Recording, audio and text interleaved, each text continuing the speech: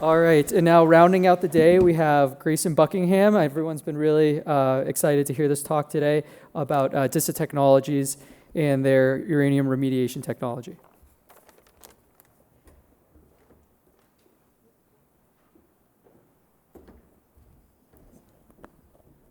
Hello, everyone. I'm Greyson Buckingham, President and CEO of Disa Technologies. Disa is short for disassociation. And what we do is disassociate composite material into its discrete subfractions. So in layman's terms, we make it easier to isolate different minerals and remove it from the material that you don't necessarily care about. So in this talk, I'll give an overview of who we are as a company and how we came to arrive at the stage that we're at today, and then go through a detailed analysis of our various uranium projects and the various regulatory issues that we've had to address along the way by trying to do something that's first of a kind. So I started the company in 2018 with my co-founder, PhD in mining engineering. My background, I'm an attorney, MBA, and spent a decade in the Army, was a commander for a HIMARS unit with deployments to Iraq and Kuwait. But we bought some early patents on a technology some may be familiar with called ablation technologies, and since then we've significantly expanded our IP portfolio. And our first testing was actually out at around Jeffrey City in Wyoming to test how well we could recover uranium from low-grade waste material. At that time, uranium was around $20 a pound, and we had a very rigorous regulatory pathway ahead of us. So rather than just quit, and we had no salary at the time, my partner and I, just 3 years, kind of grinding it out, practicing some law on the side for me, we pivoted and started testing other minerals to include phosphate and graphite, and got really great success there. And we were able to go through a group called Creative Destruction Labs, bring in some seed investors, and continue to scale up the technology from a TRL1 to where we're at today in the mineral processing space is a TRL9. And start deploying multiple different units in various different applications. And then I'll get into in 2022, we conducted our US EPA treatability study specifically for AUM waste. And then we were able to get some further clarity from the Nuclear Regulatory Commission on how to properly license our technology so we can remediate abandoned uranium mines throughout the West. And so today, the technology's fully commercialized in various different processing applications. And just last year, as I'll get into, we received a first-of-a-kind Nuclear Regulatory Commission to be able to treat abandoned mine waste from that has uranium associated with it. So the way the technology works, it's a preconditioned slurry, mechanical process. We're effectively taking that material. We can treat material up to 15 millimeters and shooting that material at itself using impinging jets to create these particle-to-particle collisions that not only serves as a comminution device for that material, but the term we use is selectively liberate those minerals. So, if you compare in typical mineral processing applications, a ball mill, rod mill, attrition scrubber are most similar to our technology. You're typically using external media to grind down to a very finite size, and then you'll engage in the separation either through flotation or size classification after that. But because we're able to liberate these particles at a much coarser grain size, you're able to get higher degrees of recovery in mass pull. And so in this example, this is called mineral liberation analysis, MLA in this imagery. What's in red is a carnotite mineral. It's typically very soft and the Mohs scale hardness, 2 to 3, and that's where your uranium, vanadium, radium-226 is located, all your constituents of concern. And then that forms that mineral patina coating along that quartz mineral, which is a 7 on the Mohs scale hardness, so significantly higher. And so when we're shooting those particles at each other, we're just effectively liberating that mineral patina coating from the underlying sand grain. And then based on the variance in size between the coarse material, the quartz, and the fines fraction, we're able to use a size classification method to get those higher recoveries of the uranium.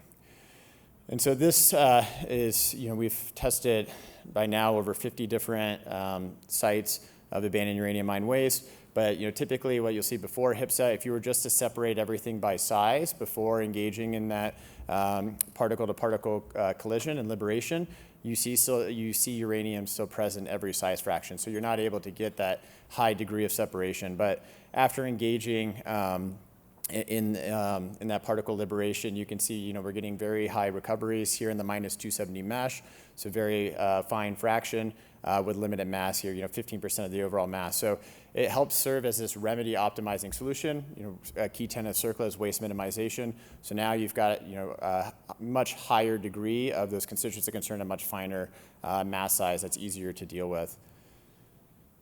Just on our deployments on the mineral processing side, so we do have a 100 ton per hour unit running at a copper nickel mine in Michigan.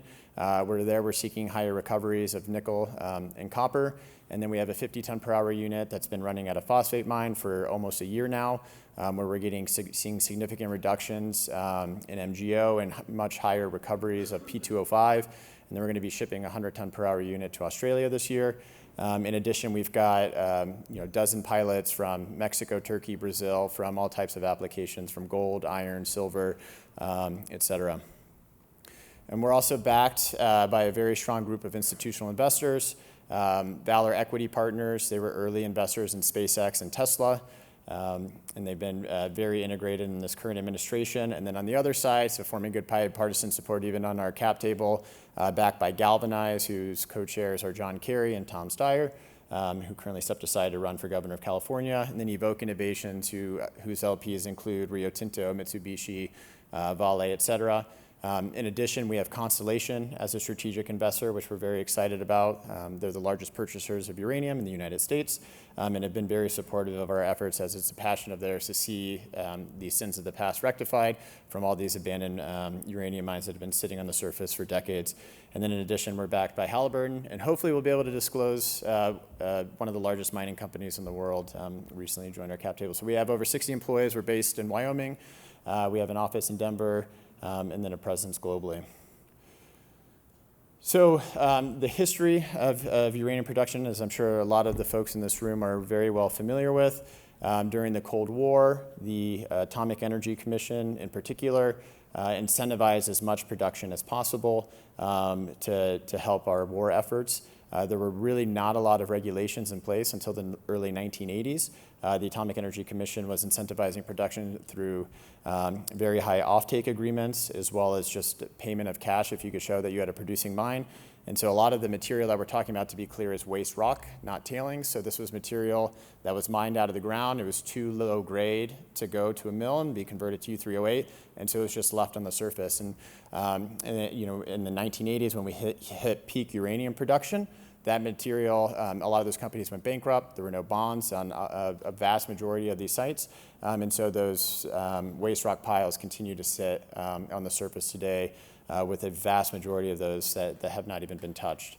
And in particular, there's 4,200 defense-related uranium mines that were mines that primary purpose was to provide uranium to the US government. So the EPA estimates there's about 15,000 sites associated with abandoned uranium mine waste throughout the western United States. 1 in 5 people live within 50 miles of these sites. We have locations of where a lot of these sites are, but for a large majority of these sites, there really have not been significant characterization efforts, so we don't really understand what the overall tonnage and volumes are, as well as the contamination levels. So even at Disa, for a lot of sites, we've done a lot of investigative work that I'll get into as well. And so the problem is when you leave this material that continues to sit on the surface, it oxidizes. There's a potential to leach into waterways, dust particles blow into population centers, et cetera. And so looking at the current scope, it sounds silly, but right now the number one option is to do nothing because it's too expensive to address a lot of these issues. And a lot of these sites are in very remote locations. Transporting material for offsite disposal is typically cost prohibitive. In one ECA that I read on a site on the Navajo Nation, it's going to be 20 years of traffic going back and forth through communities. And it was going to be over $300 a ton for disposal. So, when you're looking at thousands of sites and hundreds of millions of tons of waste material, typically is not an option. And then cap in place, there's still a potential for those caps erode over time. There's a potential for that material to leach into the waterways. And so, where we see ourselves helping to fit in on the strategy, not as a panacea and fix-all, but as, what Director Etsy coined the term as a remedy optimizing solution to help provide different ways to approach these issues through waste minimization. So where we see ourselves fitting in a lot of cases, as I previewed in one of the earlier slides, we typically get an increase in that fines fraction. We're getting anywhere from 15 to 25% mass pull, on average over 90% recoveries of the uranium, vanadium, and radium-226. So with that uranium, we typically see a grade increase of 3 to 6x. And in some cases, most of these waste piles we see range from anywhere from 50 ppm up to 1,000 ppm. And so, the average uranium mine is at 0.2% uranium in the United States. We can, in certain cases, increase the grades to high enough where this material can be recycled. And so, our view is rather than just burying that material and burying that problem, to take that fines concentrate with the higher grades of uranium and vanadium and put that to productive use so that it can enter the fuel cycle and ultimately be purchased by a utility and converted to electricity for end users. And then here it just shows an image of our technology. It's mobile, so we can easily deploy it on site. It takes us 1 day to get set up and to start treating material. And then we can take that equipment once we're done at that treatment process to the next site. And our units for abandoned uranium mine waste, currently, as I get into it, we're rated at a 10-ton per hour unit, and as we continue to grow, we're planning on 50 to 100-ton per hour units. So if you had a larger site, you could have multiple units in sequence. Once you get above 100 tons an hour, it's too difficult to transport. And then, typically anything, 50 tons per hour is where we really hit those economies of scale. So on the Nuclear Regulatory Commission, when we first endeavored to start cleaning up these sites, we originally went to the state of Colorado and applied for a license, and they said, well, because you're concentrating uranium into the fines fractions, that triggers 11E2 of the Atomic Energy Act. And so that clean coarse fraction that we would leave on site, they said we have to, right now under the current guidance, we have to rule that as 11E2 byproduct material.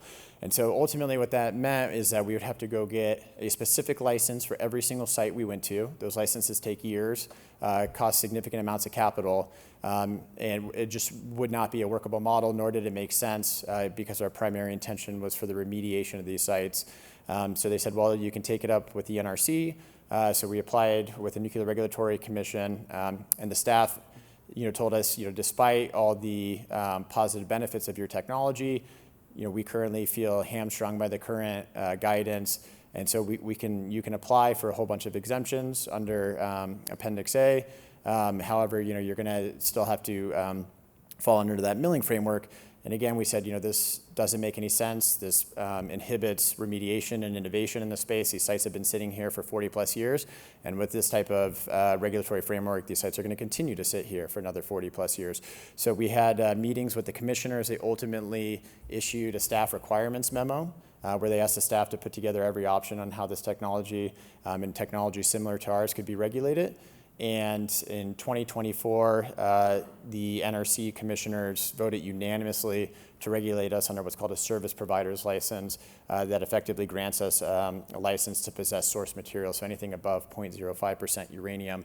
And so, there was a lot of effort from various NGOs and think tanks.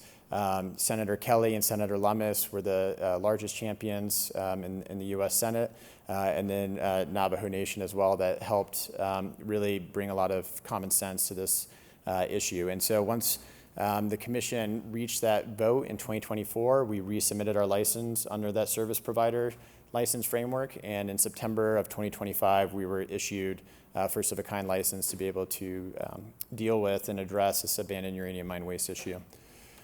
And so part of that NRC process, we had to go through an environmental assessment. The NRC findings confirmed the environmental benefits of our technology. There was no significant environmental impact, no harm to land, water, air, wildlife, or public health.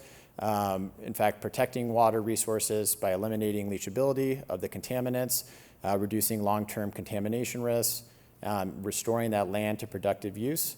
And so with that finding of no significant impact, in fact, one of the sentiments was that by not using this technology, we're keeping the land worse off, and so it only improves and prevents further degradation of the land.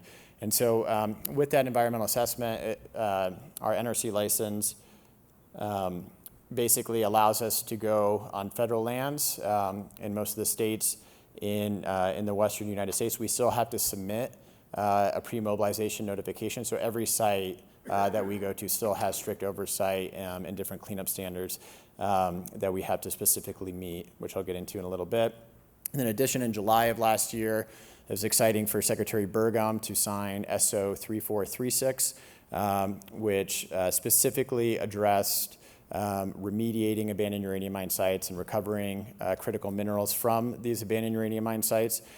So, in an attempt to accelerate permitting and approval so this work can start commencing sooner, looking to unlock potential federal funding to further address this issue, and creating new incentives for remediation, as well as creating a better inventory of these various sites, because there's still a lot that we don't know and don't have documented.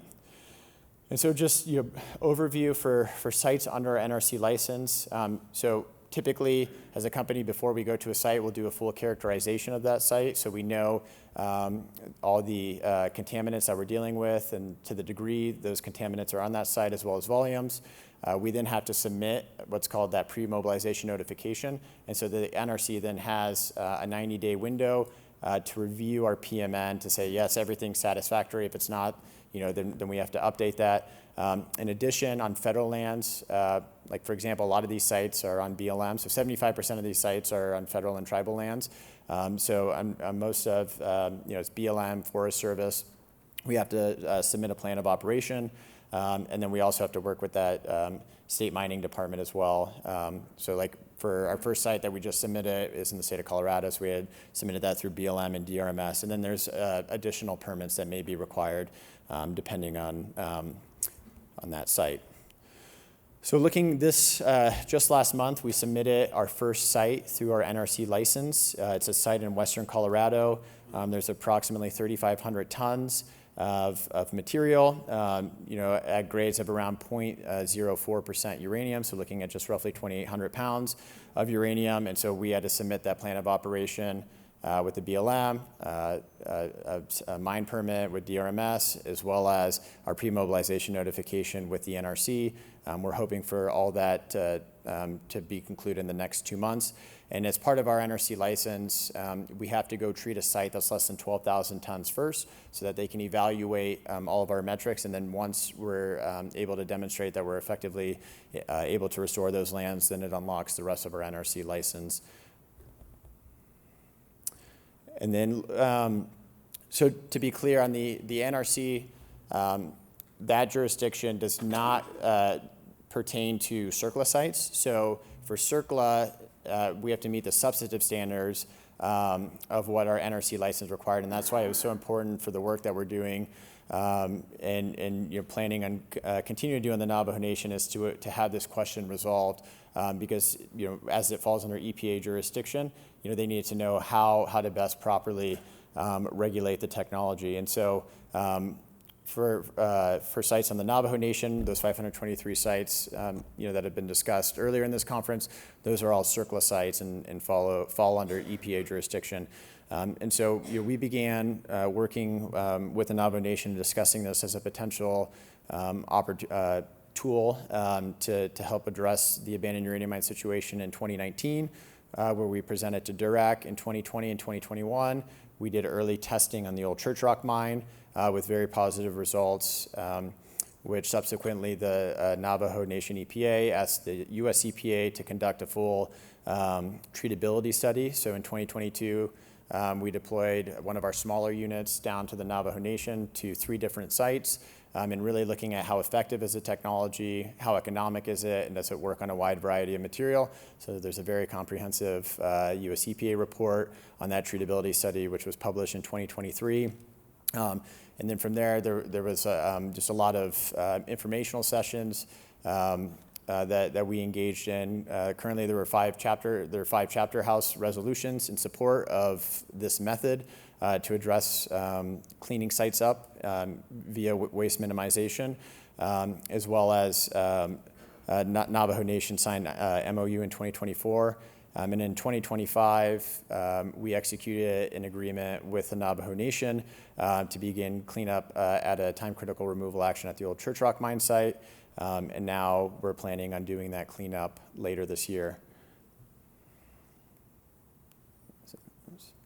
And just some key takeaways from the treatability study. So on average, it found that there was a 90% reduction in uranium and radium-226 or recovery. So when you're looking at these cleanups, you're looking at toxicity and leachability. So on average, we were able to reduce the toxicity by over 90%. Really exciting and encouraging was across every sample that we tested, we eliminated the leachability. So in a lot of the feed samples, the leachability was significantly above safe drinking water standards, and we were able to reduce that leachability at every site and on every sample that we tested. And so, with the EPA concluded that you would not need a cover and that you could leave that material on the surface and there would no longer be a threat to groundwater. We saw an 83% reduction on average in original waste volume. So now instead of having to haul 100% of that material to a disposal facility or to recycle it, for example, you would only need to take 17% of that material. And then while we do use water in our process as a transport medium, we can use any type of water, and we continually recycle that water throughout the process. So we do lose a little bit of water. At large scale, we anticipate about 2 trucks a day required, and that's in the dewatering process. But in the treatability study, it concluded that it's a net zero, and for hauling the material or capping it, you still need water for dust compaction purposes. And then on average, a 60 to 70% cost savings in relation to disposing of that material. What the treatability study didn't even take into account is the potential to even recycle that uranium that could further reduce remediation costs. And so in Circle Actions, we're just a service provider, a technology. We don't own the uranium. We don't profit off the uranium. We're just here to engage in waste minimization. And so depending on how those proceeds flow, can be used to further offset remediation costs, especially with the price of uranium, where it's at today and where I think a lot of us in the room think it's going to head to. There's a lot of neat tools where various certain grades you can recycle that material. And what's interesting too is because the material is so fine that what you're going to recycle, it leaches significantly quicker. And so those economics to convert it to U308 are much higher as well. And so with that, I'll ask Director Regency to come on stage if you want to talk about our phase 2 and really, did we lose the slides? But this just gives an overview of the time critical removal action at the old Church Rock mine site. So there's roughly 8,000 tons of contaminated material. There's 3 different areas of concern. And really what this is a verification study to demonstrate, can we get the same results that we did at our pilot unit at a commercial scale unit? So we'll be assessing our mass ratio, so how much material is in the clean coarse fraction, how much is in the fines, what are our recoveries, how do we can we still eliminate leachability for all the material that's processed, et cetera. So we're very excited for this opportunity, and it's been a long time coming. Thank you, Greyson. Hello again once more. My name's Stephen Etcity. I'm the Executive Director of the Navajo Nation EPA. I want to thank the Dene Uranium Remediation Advisory Commission, who really set this stage for where we're at today by listening to the presentation by Disa in 2019. Every step along the way has been exciting, energizing, and we're looking forward to finally getting US EPA to work with us in support of this next step in this process to continue to study this technology and to verify the results of the phase 2. So we did put this under contract with us last year in anticipation of finding the right size site and the location for the phase 2.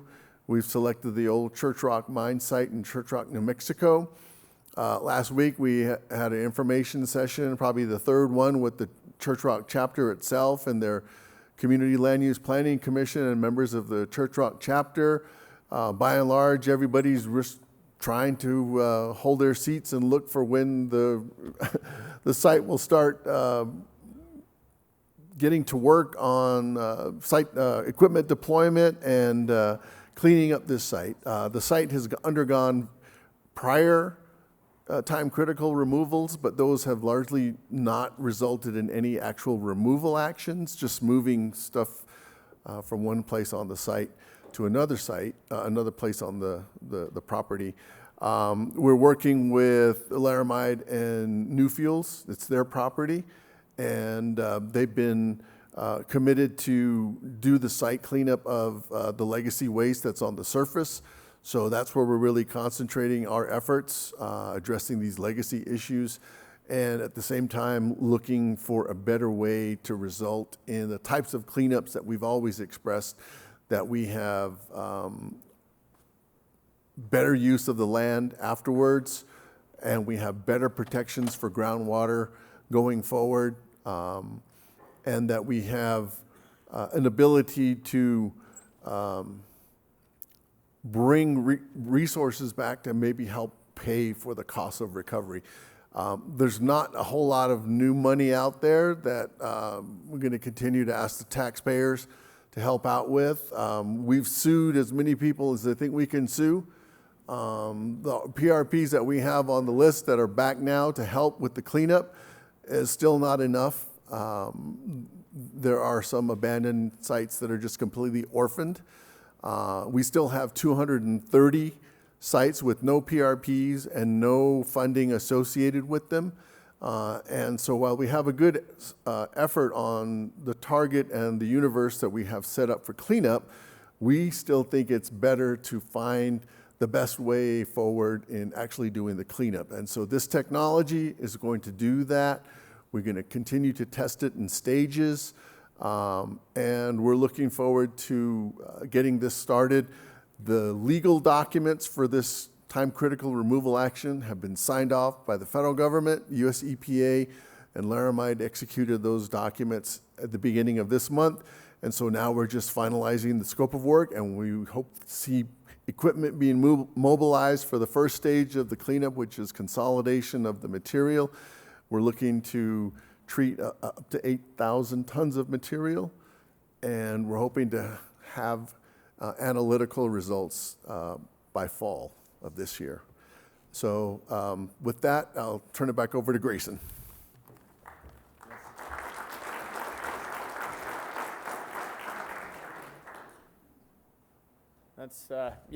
That's everything. So unless there's any questions, I know we're already over time by several minutes, but sure. So on that time critical, so where's the fines going to go once that's processed from the phase 2 verification? Yeah, so right now it's going to a licensed facility, so we're still finalizing the details and exactly where that's going to go, but it will go to a licensed facility is current plan.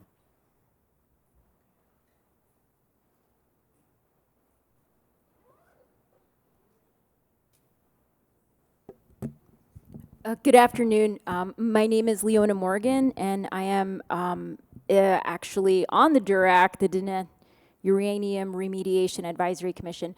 I was just approved last year, so I was not at your 2019 presentation. And I just have a comment. I don't have any questions, but I want to make it very clear that there's a lot of us on the commission. The commission only has a few members, but there's a lot of DNEP people. And just to be clear, I represent the Eastern Agency, or the Eastern Abandoned Uranium Mine region. And there's a lot of residents and people who oppose Disa. There's a lot of people who don't want this to happen because we view this as production.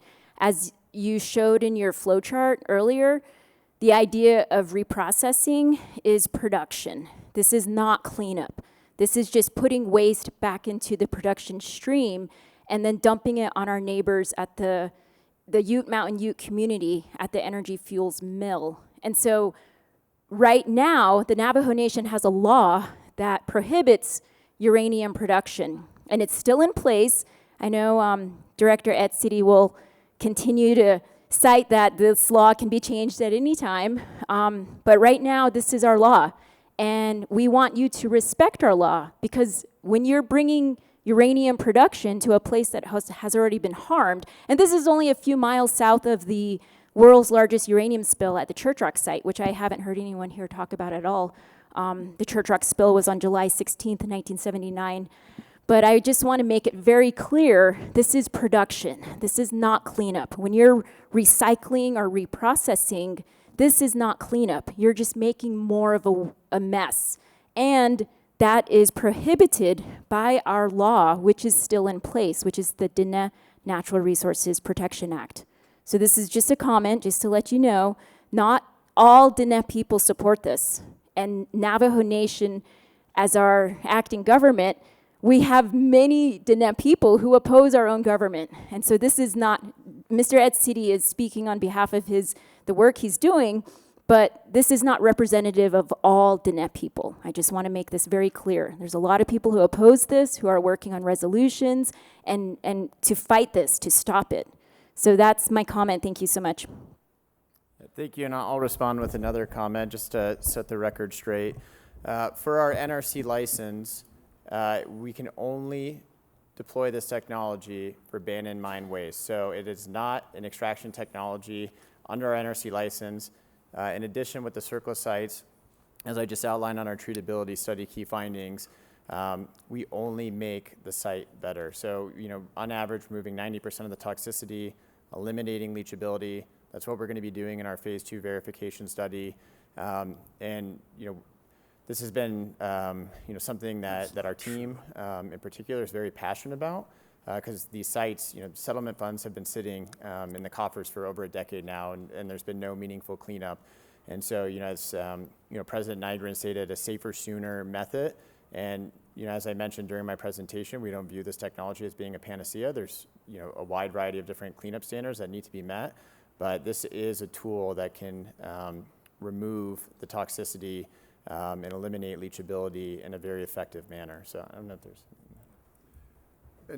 And I know that this is a source of debate which can continue on, but very quickly, the law that is in place also has a definition for what remediation is, and the law itself sets a moratorium, but it also has a condition about the Navajo Nation reviewing the cleanup work to clean up the abandoned uranium mines, and will make an adequacy determination some point in the future. So remediation has to take place, and we're trying to find the best ways to do the remediation. And if in the process we have an ability to recover material, it's right in line with the stresses and the development of other resource recovery methods that the US EPA and many states have done for cleaning up contaminated media across all EPA programs. So, this debate can be the same thing if we're talking about tires. I've been looking at recycling technology for used tires. There's a lot of good material that can be taken off of that type of thing too, and we can have the same debate over whether that's cleanup or just creating problems down the line. So we're hoping for a good result in this next phase of our exploration of this technology. We think that it leads us to better options for management other than just cap in place. We know that there are other issues regarding the NIMBY for the waste that will continue. We know that there's issues that people have with the nuclear energy fuel cycle. But these are all things that are still going to be issues if we accept cap in place. And we have 27,000 square miles of Navajo Nation lands, and less every decade, because we make decisions on land use. For the abandoned uranium mine sites on the Navajo Nation, they already occupy a significant swath of land. And if we can't get to restore and reuse those lands, that is going to continue to diminish the Navajo Nation in terms of our land. And that's something we want to fight and try and retain as much of what we have currently. And then, of course, groundwater protection is going to be very key going forward. We need the best protective devices now, and whatever's going to happen in the future, we need to keep building on that work so that our groundwater resources are protected.